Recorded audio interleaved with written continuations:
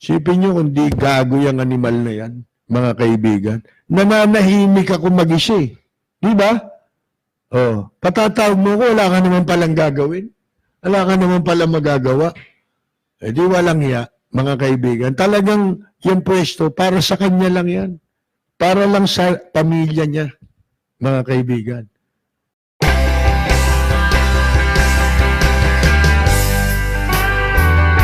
Mga panahon na, itong panahon na sinasabi sa inyo, yun yung lowest sa buhay natin.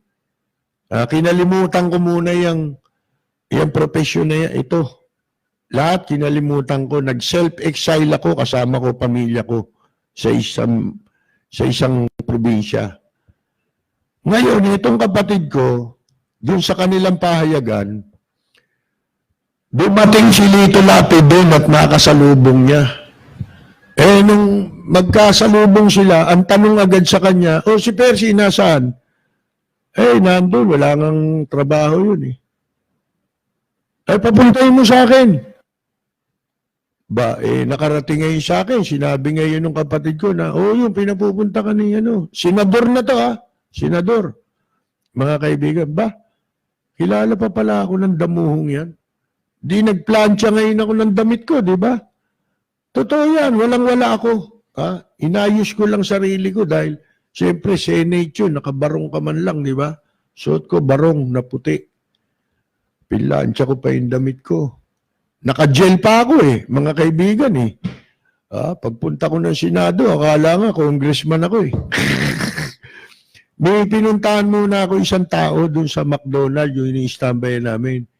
Iyon, staff dati ni Senador Arturo Tolentino, matanda na yung si Gaspay. Kilala siya sa Senate. Nagpasama ngayon ako sa kanya. Samahan mo ako doon, pupunta lang tayo kay sige, kay Lito Lapid, sige, samahan kita. Sinamahan ako. Eto na ngayon. Pumunta ako. Pinapasok naman ako. Pagpasok ko sinalubong naman ako. Umupo naman kami sa isang may lamesa. Kabarong ako siyempre. Ngayon, may pinakain pa ako ng 3 pirasong langgunisa na kasing laki ng hinlalaki lang. Sabi, yan niya bigay ni Senator Magsaysay. Galing sa Spain. Ganun ba? Masarap. Di kain dito. Sabi, ano bang kako, wala akong trabaho ganun ba? Sige, tayo na kami. Wala siyang sinasabi. Pag tayo namin, di lumabas na kami. Sumusunod yung abogado niya, buti nga namatay na yun Si Galang ba apelyido nun?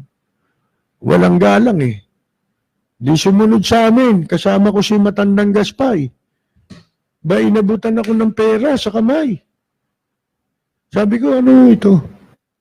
Bigayaan niya ni Senador. Nung tignan ko, 2,000 mga kaibigan.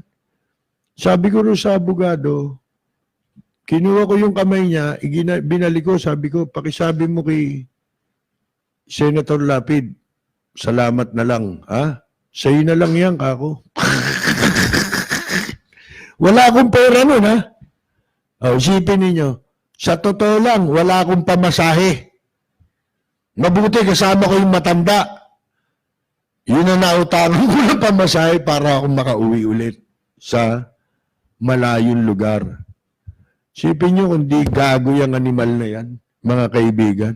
Nananahimik ako mag-isa Di ba? Patatawag mo ko, wala ka naman palang gagawin. Wala ka naman palang magagawa. Di walang hiya, mga kaibigan. Talagang yung pwesto, para sa kanya lang yan. Para lang sa pamilya niya, mga kaibigan. Maraming galit na tao dyan.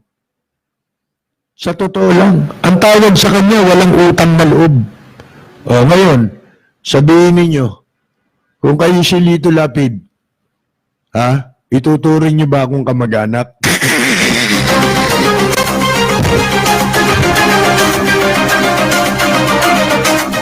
Ngayon sabihin niya, di ba? Mga kaibigan, marami pa hindi ko lang maalala ngayon Mga atraso niyan, damuho na yan. mga kaibigan. Pinagbabanatan ko na. Nakahawak ako ng ballpen at saka ng papel. Nagkaroon ako ng kolum, ha? Isang tabloid na pipitsugin ito, mga kaibigan. Ha? Ang sirkulasyon dadalawandaan yatang piraso. Aba, pinag-practicean ko na yon dahil di naman ako nagsusulat. Doon ako nagsulat, no?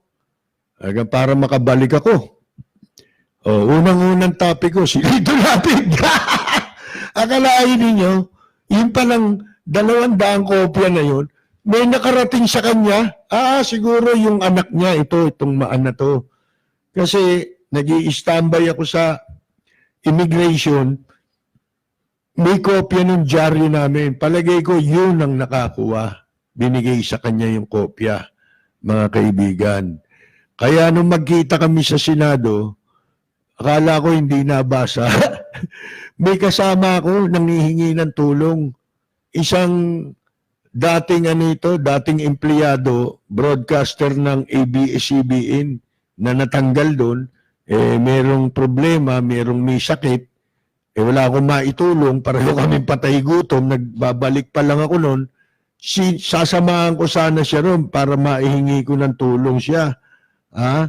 Hindi na ako pinansin. Sabi ko, liga na, lumayas na tayo rito.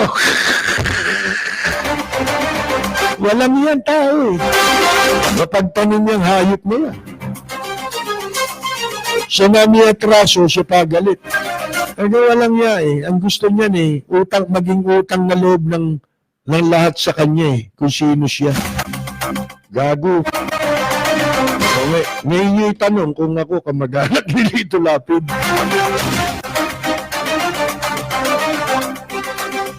Bueno, mga kaibigan, kailangan natin magbasa-basa rito kahit papano ng mga pagbati at ng ilang mga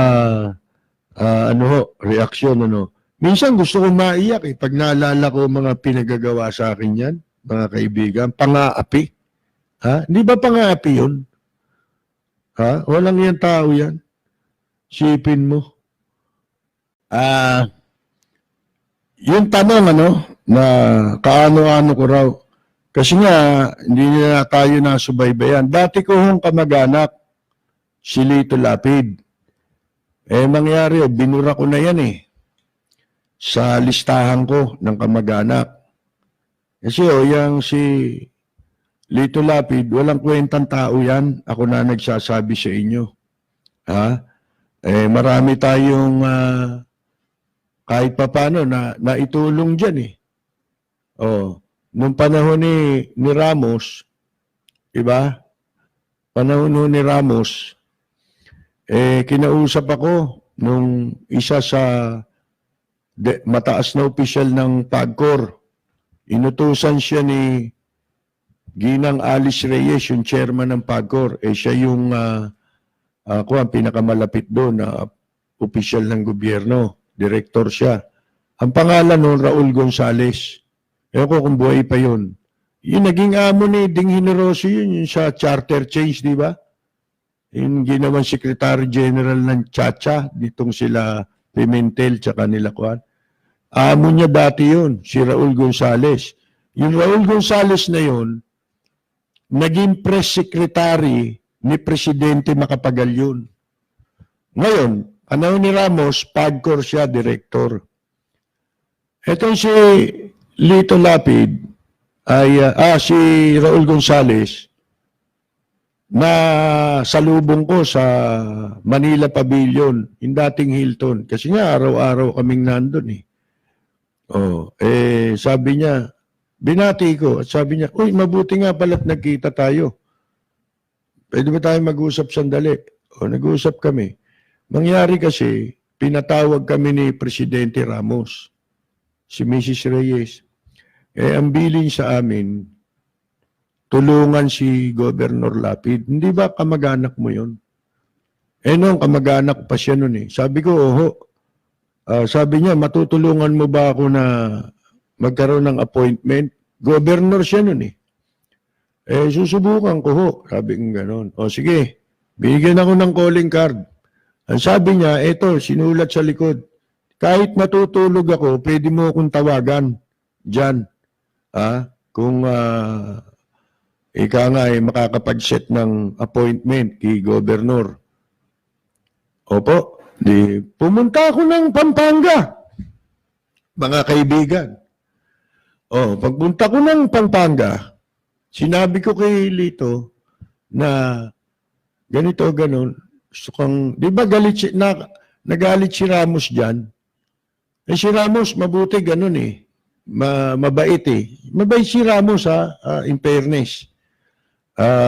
Di ba tinabig ni Ramos ang kamay niya, nagmamano yan? Natandaan ninyo? Siguro si Ramos na pahiya. Kaya ang ginawa niya, inamo niya si Lito Lapid. Pinuntahan ko doon sa Kapitolyo, sa Pampanga. Sinabi ko sa kanya na gusto siyang makausap at ang instruction sa PAGCOR, tulungan ka sa iyong mga project. Gusto ka makausap. Ang sabi niya, sige, ganitong araw niya, magkita tayo sa Shangri-La. Yun, dito sa Pasig, di ba? Sa may, Ortigas ba yan? Yan. Yung hotel. Meron kami anyang meeting dun mga gobernur ganun ba? Sige. Punta mo ako dun sa venue. Hindi pa niya alam yung venue. Punta mo ako dun. Dun sa meeting. Tapos, kausapin natin. Di pinuntahan ko.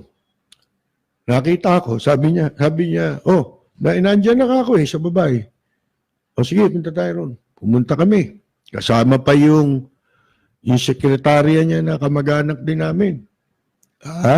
Ngayon, upo kami. Ang kasama ko, sino ba kasama ko? 2 periodista kasama ko Mga editor ng periodiko para makilala niya.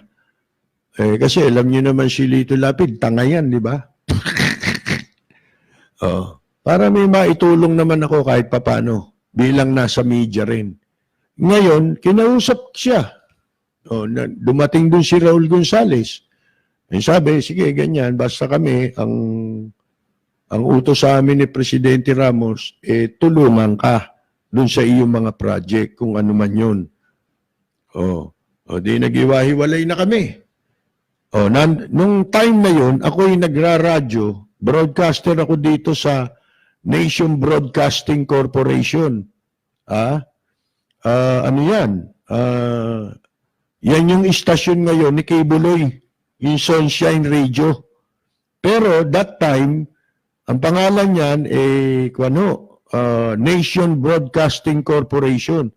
The biggest network sa Pilipinas. Kasi lahat ng probinsya meron yan. Mas marami pang istasyon yan kaysa sa gobyerno. Yan ang pinakamalaki, mga kaibigan. Kahit na anong istasyon dito, yun ang pinakamarami. Ultimo sa bundok yata, may istasyon yun. Ngayon, nagpo-programa ako ron. Doon ko nagiging panauhin si Presidente Gloria Macapagal Arroyo, natatakbo pa lang na senador nun.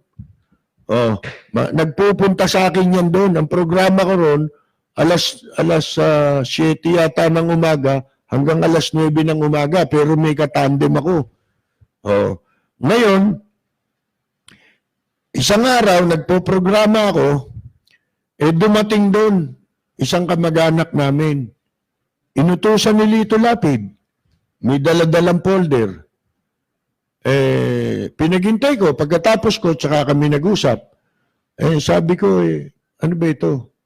Ito yung pinadala ni Gob. Tinignan ko ngayon. Alam ba ninyo amount na nakasulat? Governor itong pinag-uusapan kasi sa Pampanga, may mga PAGCOR dyan di ba? Kaya yung PAGCOR, kung sino yung local officials doon, nagbibigay sila talaga ng tulong. Pero ito, instruction ni Presidente Ramos ito Di ba? Mas matindi ito. Yung obligasyon nila, ano yun karaniwan yun Ito, instruction ni Presidente Ramos. Ngayon, sabi ko, alam niyo kung magkano ang project? 1 million. Sabi ko, ibalik mo to. Kasi kako, ano ba yung 1 million? barya yan. Baka pagtawanan pa tayo dyan. Sabi kong gano'n, palakihan mo. Sabi nung kausap ko, nakamag-anak din namin, hindi, yan daw yung, yan daw muna. Ganun ba? O di sige. Sinabmit ko. Mga kaibigan, sa Pagcor, ako nagdala. Sabihin nyo kung masamang tao ko. Dinala ko ron. Pagkatapos, siguro mga 2 weeks after, hindi ko pinapansin, naantay kong baka tumawag sa kanila o after 2 weeks, dumating si Lito Lapid doon sa pavilion. Sabi ko nga, di ba, tambayan namin yun. Pagagaling ko ng istasyon sa umaga, doon ang tuloy ko. Ngayon, dumating si Lito Lapid. Nakita ngayon ako, sabi niya, ba't nandito ka? Hindi niya alam, istambayan ko yun. Sabi ko, alam ko ako, darating ka eh. Kasi Pampanga Festival doon sa restaurant ng Holiday Inn, Manila Pavilion. So kung Pampanga Festival, yung official invited nila. Si Lito Lapid yun at saka si Cielo Salgado. Macapagal Salgado, kapatid ni Presidente Gloria Macapagal Arroyo. Hindi pa presidente nung si Ate Glo. Ngayon, di nakaupo sila sa gitna. Bali ba, paparating yung Amerikano, nakita siya eh. Nung manager, si Phil Kennedy, kaibigan ko yun eh. Ang laking lalaki nun. Parating ng gano'n, nakita ni Lito Lapid. Bigla ako niyaya doon sa isang bar doon, sabi, halika, dito muna tayo maupo. Yun yung inuupuan namin eh, yung pinuntahan na, yung saan niya ako niyaya, yun yung istambayan namin, yung bar doon. Sa gabi, yun, inuman. Sa umaga, wala. Doon kami may standby. Mupo kami sandali. Pagkatapos, dumating yung mga receptionist ng hotel. Kilala nila ako. Sabi, Percy, sabi mo kay Gob, mag-uumpisa na yung program. Sige nga ako. Liga na, pumunta na tayo ron. Dito na tayo dumaan. May isang pintuan doon eh. Diretso sa restaurant eh. Doon ko dinaan. Sabi pa ni Loco, yabang. Nabubuisit ako pag maalala ko eh. Kakalis dyan, kumain ka muna dyan. Loob ko, baka bayaran ko pa yung kinain niyo. Ngayon, sabi niya, diyan ka muna. Di sumama ako doon sa mga mukhang unggoy na tao niya, di ba? Nakaupo ko ron. Nakaharap kami. Sila, presidential table. Mahaba eh. Si Lito Lapid nasa gitna at saka si Cielo Salgado Macapagal, vice governor niya. Yung Amerikano nasa may bandang ilang pa ang pagitan eh. Malayo-layo. Malapit na sa dulo ng lamesa. Ngayon, nung unti-unti nawawala yung pagitan ni Lito Lapid at saka nung Amerikano, isa-isang nawawala na, tumatagal, si Lito Lapid usog ng usog. Nung malapit na yung Amerikano, bigla siyang tumayo at sinenyasan ako. Di tumayo ako, pumunta ako sa tabi niya, sabi niya, dito muna tayo, kunyari nag-uusap tayo, di nanigarilyo kami. Magkaharap lang kami ganyan. Sabi ko, nakita ko si Mrs. Alice Reyes, yung chairman ng Pagcor. Andiyan ka ako, si Mrs. Alice Reyes. Puntahan na natin para yung sinabmit ko na proposal nyo, aprobahan na. Di sabi niya, sige. Liga na, punta tayo. Umakain si Mrs. Reyes, may mga kasama. Binulungan ko, sabi ko, ma'am, si Governor Lapido, tumayo si Mrs. Reyes, kinamayan siya. Tapos, inayos ko yung upuan, tinabi ko. Hindi nagsasalita mga kaibigan Nung mga segundo na, binibilang ko yung segundo, hindi pa bumubuka yung bibig. Sabi ko, ma'am, ganito meron mo kami sinabmit na proposal, yung opisina ni Governor. Nung ganitong pecha pa sabi ni Alice Reyes, ako nang bahala. Abay, kinabukasan, tinawagan ako doon sa Hilton mismo, doon sa pavilion Pinepage ako nung Pagcor. Di sinagot ko. Pumunta ko kayo dito dahil yung cheque ho ni Governor Lapid, pakikuha nyo. Ganun ba? Di pumunta ako ron. Baka lahain ninyo. Naghintay ako mga 2 oras. Ang tagal, inip na inip ako. Tapos bumaba yung naganap, sabi, naku, Mr. Lapid, pasensya na kayo, nagantay kayo ng matagal kasi yung palang cheque ni, ni Governor, na-forward doon sa Angeles. Di ba may PAGCOR doon? Di na-forward doon. Di pumunta ngayon ako kinabukasan para maipaalam ko sa kanya. Pagdating ko sabi ko yung cheque ka ako na-forward pala dito. Kala ko hindi niya pa nakukuha. Hindi, sabi niya, sunog na eh. Nagtaka ako anong sunog. Nakalagay sa pangalan ng foundation niya. Foundation mga kaibigan. Sunog na eh. Ibig sabihin, wala na. Isipin mo yun. Di umuwi akong hindi man lang ako binigyan ng konting panggasolina, di ba? At least ako nagtrabaho nun eh. Number 1 kawalangyaan. Di ba? Number 2, tinawagan ako ng mga kamag-anak naming matatanda at pinahanap daw ako ni Lito Lapid. Gusto kami makausap doon sa Kapitolyo. Wala pang Kapitolyo noon. Nagkaroon ng, di ba, ginawa yung Kapitolyo. Nag-opisina sila sa Public Works. Alam niyo sino kasama ko? Si Tita Carmen Ignacio. Inaya ko ron. Nagpunta kami sa San Fernando, Pampanga. May kasama kaming doon na kami nakita-kita, mga lolo namin, Lapid. Gusto niyang ipa-organize yung reunion. Wala man binigay na pera. Hindi kami pinagkape. Hiyang-hiya nga ako kay Carmen. Sabi, kamag-anak mo ba talaga yan? Hindi man lang tayo napagkape niyan. Mga kaibigan. Isipin ninyo yan, ang daming pangyayari. Nung mga ilangan yan, nandun kami. Pati yung namatay na tsuy namin, si Coy Rolly, yung pulis dati sa Quezon City, kilalang kilala yun. Ng lahat ng pamilyang Lapid, mga kaibigan. Dahil yun ang hingian nila ng saklolo. Yung meron sila mga problema. Ngayon, nagipit yan, di ba? Si Lito Lapid nung panahon ni Erap. Ginipit ni Erap yan yung damuhong yan. Meron kaming isang makapangyarihan tao na isinama namin siya ron. Sino nagsama sa kanya? Kami. Mga kaibigan.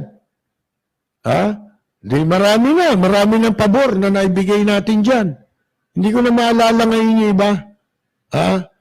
Ibig ko sabihin marami tayo pinuhunan